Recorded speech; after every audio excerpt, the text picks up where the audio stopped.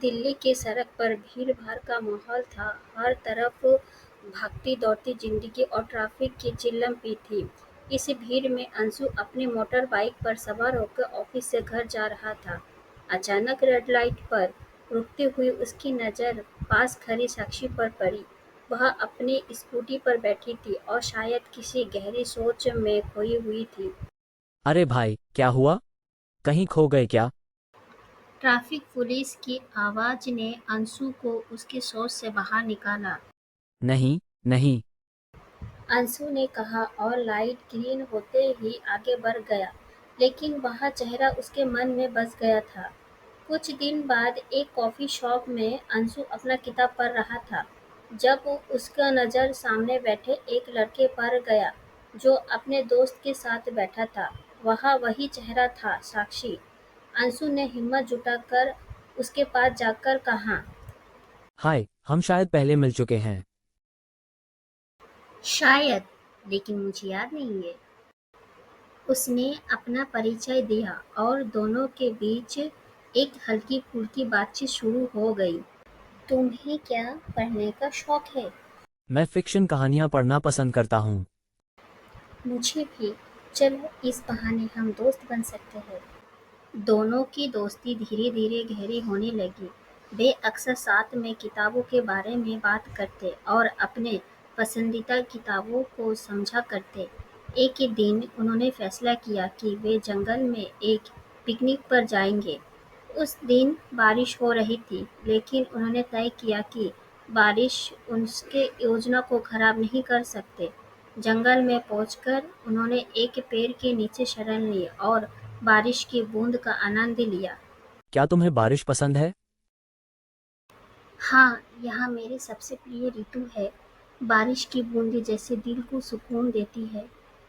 तुम्हारे साथ बारिश का मजा कुछ और ही है। साक्षी ने उसे देखा और उस पल में दोनों के बीच एक अनकही भावना का आदान-प्रदान हुआ। वक्त गुजरता गया और साक्षी और अंशु की दोस्ती प्रेम में बदल गए। वे एक दूसरे के साथ ज़्यादा से ज़्यादा समय बिताने लगे। एक दिन अंशु ने साक्षी को एक खास जगह ले जाने का फैसला किया। वे एक पुरानी हवेली के बगीचे में पहुंचे, जहां हर तरफ गुलाबों की खुशबू फैली हुई थी। यह जगह कितनी खूबसूरत है। अंशु ने अपनी जेब से एक छोटे सा बक्सा निकाला और साक्षी की ओर बढ़ते हुए कहा, क्या तुम मुझसे शादी करोगी?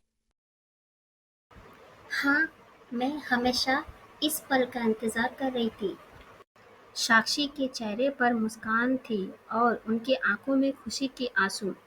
उस दिन उन्होंने आदित्य प्रेम का वादा किया।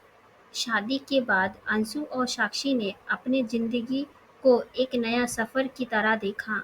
उन्होंने मिलकर अपने सपनों को पूरा करने की ठानी। उन्होंने एक छोटा सा बुक कॉफी खोली, जहां लोग आकर अपने पसंद की किताब पढ़ सकते थे और स्वादिष्ट कॉफी का आनंद ले सकते थे। यह जगह हमारे सपनों का घर है। हाँ, और यहाँ हम अपनी जिंदगी के नए रंग भर सकते हैं। उनकी जिंदगी खुशियों से भर गए थे। प्यार और समझ सहयोग के साथ उन्होंने अपने रिश्ते को मजबूत किया। समय गुजरता गया और अंशु और साक्षी ने अपने बुक कैफे को एक सफल बिजनेस में बदल दिया। उन्होंने अपनी प्रेम कहानी को एक किताब के रूप में लिखा और उसे आदित्य प्रेम का वादा नाम दिया। किताब बेस्ट सेल बन गया और उनके जीवन की कहानी लोगों के लिए प्रेरणा बन गए। हमारी कहानी लोगों को यह सिखाया कि सच्चा प्यार हमेशा जीतता है। हाँ, और यह कि प्रेम की विरासत हमेशा जिंदा रहती है। इस तरह उनकी प्रेम कहानी एक ऐसी विरासत बन गए जिसे लोग हमेशा याद रखेंगे।